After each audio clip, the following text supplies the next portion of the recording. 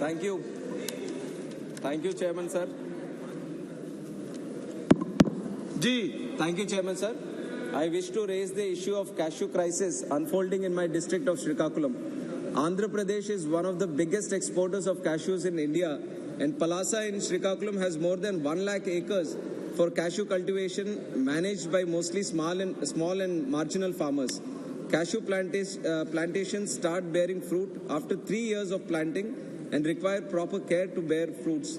Farmers have borne rising expenses of up to 30,000 rupees annually while selling their produce for prices as low as 5,000 rupees, barely even earning 1/5 of their expenses.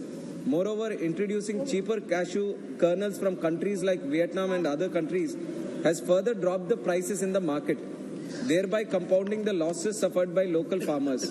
I urge upon the government to step in and provide immediate relief to over 30,000 farmers of Srikakulam by fixing an MSP for cashews after consulting local farmers.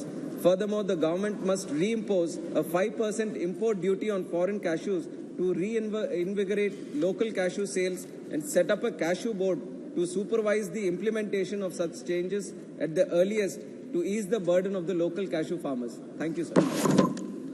Shrimati Navneet Rana ji,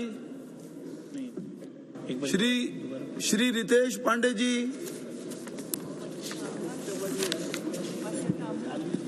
धन्यवाद अधिष्ठाता महोदय। Akbarpur railway station पर platform number 5 के किनारे मालगाड़ी से माल उतारने की व्यवस्था पूर्व में हुआ करती थी। इस रेलवे स्टेशन का आधुनिकीकरण और विस्तार होने के कारण यह रैक पॉइंट समाप्त कर दिया गया है, जिसकी वजह से अंबेडकर नगर से रेलगाड़ी से माल लोड करना या उतारने की कोई सुविधा अब नहीं बची है। इसके कारण क्षेत्र के व्यवसायियों को भारी नुकसान उठाना पड़ता है और किफायती परिवहन नहीं उपलब्ध हो पा रहा है, जिससे आम जन को अपना माल का उचित दाम और बाजार भी नहीं मिल पाता है। अकबरपुर जंक्शन पर रेलवे रैक पॉइंट की उपलब्धि प्राप्त कराने के लिए जनता आंदोलित और आक्रोशित है। मेरी माननीय रेल मंत्री से यह मांग है कि लोकसभा अंबेडकर नगर के अंतर्गत